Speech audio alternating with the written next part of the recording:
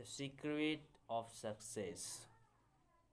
In every chapter of this book, mention is made of the money making secret that has made fortune so the exceedingly wealthy man whom I have carefully analyzed over a long period of years.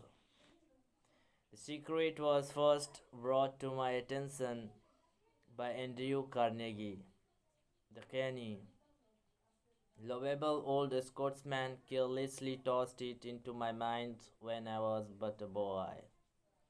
Then he sat back in his chair, with a merry twinkle in his eyes, and watched carefully to see if I had brains enough to understand the full significance of what he had said to me. When he saw that I had grasped the idea, he asked if I would be willing to spend 20 years or more preparing myself to take it to the world. To men and women who, without the secret, might go through life as failures. I said I would, and with Mr. Carnegie's corporation, I have kept my promise.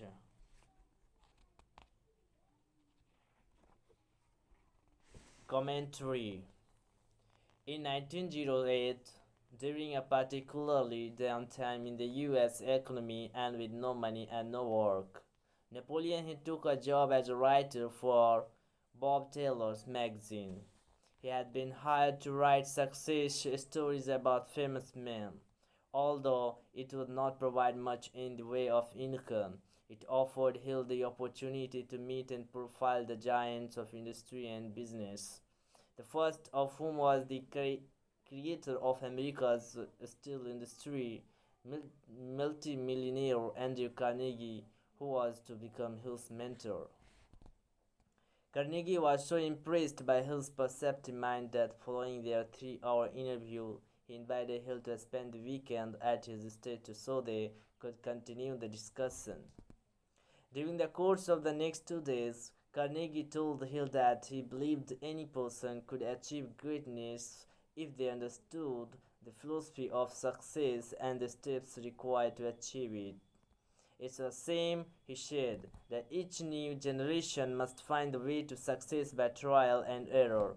When the principles are really clear cut, Carnegie went on to explain his theory that this knowledge could be gained by interviewing those who had achieved greatness and then compiling the information research into a comprehensive set of principles.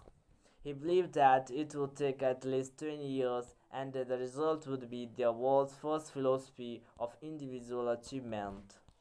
He offered Hill the challenge for no more compensation than that Carnegie would make the necessary introductions and cover charitable expenses. It took Hill 29 seconds to accept Carnegie's proposal. Carnegie told him afterward that had it taken him more than 60 seconds to make the decision, he would have withdrawn the offer. For a man who cannot reach a decision promptly once he has all the necessary facts, cannot be depended upon to carry through any decision he may make. It was through Hill's unwavering dedication that this book was eventually written. For detailed information on the life of Hill, read or listen to the audiobook of A Lifetime of Riches. The biography of Napoleon Hill by Michael J. Reed Jr. and Kirk Landers.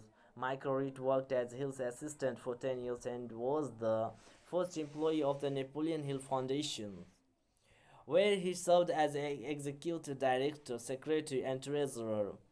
The material in his book comes from his own personal knowledge of Hill as well as from his unpublished autobiography. This book, Think and Grow Rich, contains the Carnegie secret, a secret that has been tested by thousands, now millions, of people in almost every walk of life. It was Mr. Carnegie's idea that the magic formula, which gave him a stupendous fortune, ought to be placed within reach of people who do not have the time to investigate how others had made their money. It was his hope that I might test and demonstrate the soundness of the formula through the experience of men and women in every calling.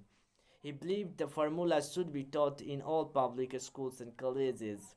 He said that if it were properly taught, it would revolutionize the entire educational system, and the time spent in school could be reduced to less than half. In Chapter 4 on faith, you will read the astounding story of the organization of the giant United States Steel Corporation. It was conceived and carried out by one of the young men through whom Mr. Carnegie proved that his formula will work for all who are ready for it. The single application of the secret by Charles M. Schwab made him a huge fortune in both money and opportunity. Roughly speaking, this particular application of the formula was worth $600 million. These facts give you a fair idea of what reading this book may bring to you, provided you know what it is that you want.